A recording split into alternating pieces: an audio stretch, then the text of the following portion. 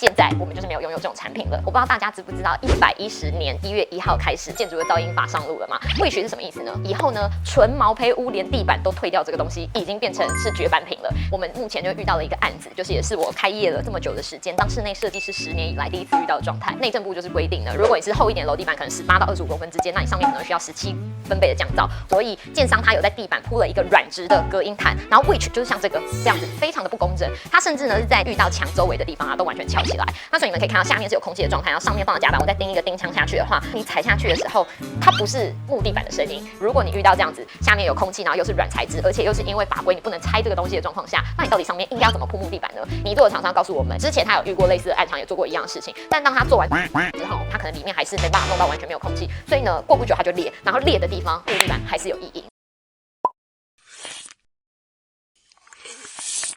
润年设计 Living to Sing 是一个跟宠物友善、跟室内设计知识有相关的频道。如果你喜欢这个频道的话，就开启订阅，然后把小铃铛点起来，这样你就不会错过重要的资讯咯。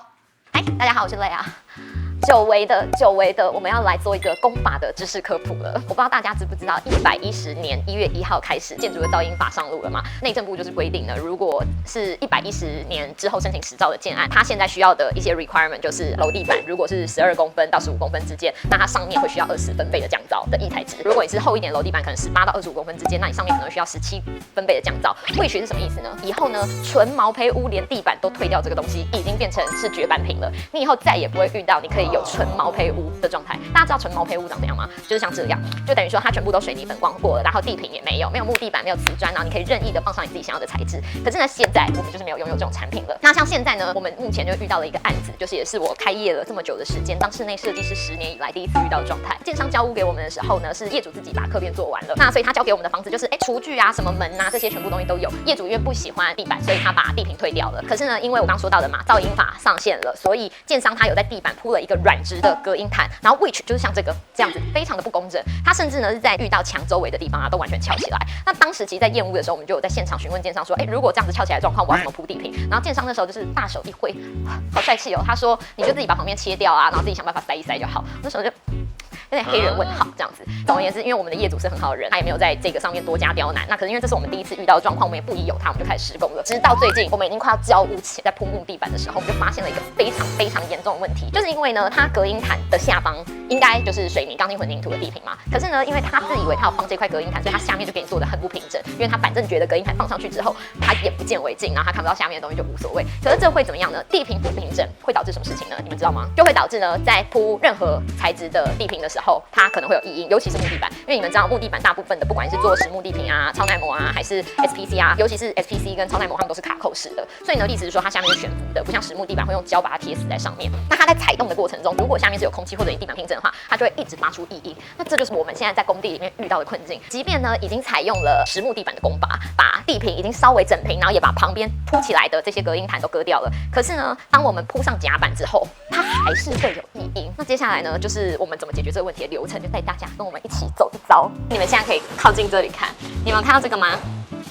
我真的是 thank you so much 建商。这就是我说的，就是隔音毯的地方，所以你可以看到这个边边的地方都软软的，而且你可以看到，你看他在做这个毯子的时候啊，他并没有照尺寸把这个东西铺好，我觉得他是把地毯先铺好了之后，然后直接从旁边割，所以这旁边就它等于说它根本就是一个不合身的东西，然后不合身的东西会发生什么事呢？就是会在边边这里翘起来。那翘起来了之后呢，就会变成好，例如说我们放这种硬质的东西的话，这里比较高，那里比较低，它中间就会有空气，然后就会是斜的。所以那时候我们就算上了钉枪，它也是抬到一个角落的时候，这个东西就会发出声音。第一招的时候，我们就想说，那把它再钉深一点、钉紧一点，应该可以。可是后来发现完全没有用。所以现在呢，我们呢就是用了另外一个方式，就是我们用有螺牙的，像是螺丝那样子的东西，然后把它锁在地板里面，然后真的是让它无缝的整个锁紧。而且which我们把所有的钉子都拆掉磨平了，所以就让它钉子跟地板之间不会产生声音。大家看完我们刚刚解决那个之后呢，我还是想稍微跟大家说明一下，为什么这个木地板我们已经做了这么多的处置，它依然会发出异音呢？那原因就是因为呢，你可以先看这张图，原本建商给的下面的地坪，它就是因为他自以为他要放隔音毯，所以他就没有想要做自平水泥，也不想整平这个地坪。所以呢，我们可以看到它这里是这样子，它下面呢是有点像这样波浪起伏的。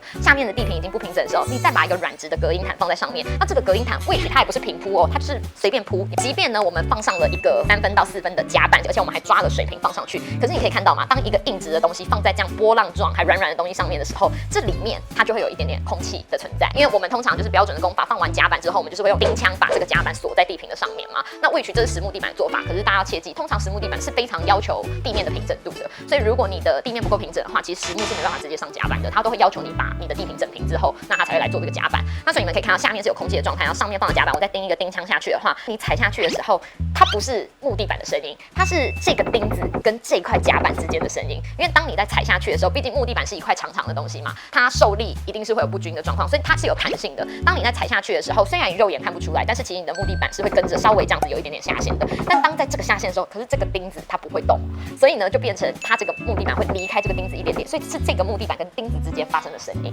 那后来我们的解决方法就是像我们刚刚在影片里面讲的，但我也不觉得这个是标准的做法。那所以呢，就是如果大家有什么更好的做法的话，现在换我就是在跟大家跪求，就可以集思广益告诉我，如果你遇到这样子下面有空气，然后又是软材质，而且又是因为法规你不能拆这个东西的状况下，那你到底上面应该要怎么铺木地板呢？因为呢，同样的问题我们已经问了好多的厂商，可是他们都没办法给出一个保证。后来还有想说，那是不是我们在这个隔音毯上再做一层自平水泥，把它变成是硬的材质，然后再放上木地板，因为就变成我2个材质都是硬的嘛，应该这样就没问题。可是泥做的厂商告诉我们，之前他有遇过类似的案场，也做过一样的事情，但当他做完自平水泥之后，因为他那个下面材质就是一个软的又有空气嘛，所以自平水泥它可能里面还是没办法弄到完全没有空气，所以呢过不久它就裂，然后裂的地方木地板还是有异音。所以呢，就是我自己目前可以想出最好的做法是，我不知道这样有没有抵触法规，但是我目前想到最好的做法呢，就是如果当你们在交屋的时候遇到这样子的隔音材，然后它是不平整的，那你稍微把隔音毯拆一块起来看，下面的地坪也是非常不平整的话，我会非常建议就是在不抵触法规的状况下，把隔音毯拆掉，然后拆掉留下面不平整的地坪。那这时候如果你把它变回硬质的泥做地坪，然后再做自平水泥上去，求一个平整之后，再上隔音垫跟木地板，我觉得可能这会是比较完整的做法。那这边呢也在帮大家科普一个小知识，因为呢现在是法规的需求，就变成噪音嘛，因为造成大家很大困扰，所以把自己当户的隔音做好是蛮重要的事情。那可能你如果拆了这一层建商帮你做的隔音垫的话，那你就必须要再做回这样同样可以隔音的效果的东西。接下来这里有一个 list， 你们大家可以看，这个世界上的隔音材不是只有软的东西而已，现在有很多的产物，像隔音板啊或者什么，那这些以下的材质呢都是提供给大家做参考，可以拿来做17分贝以上的隔音。希望大家不要跟我遇到有一样问题，但是如果你们遇到的话，这个是一个经验供大家参考。痛苦跟悲伤就留给我自己吧，谢谢大家。好，我这样可爱吗？看起来蛮好笑。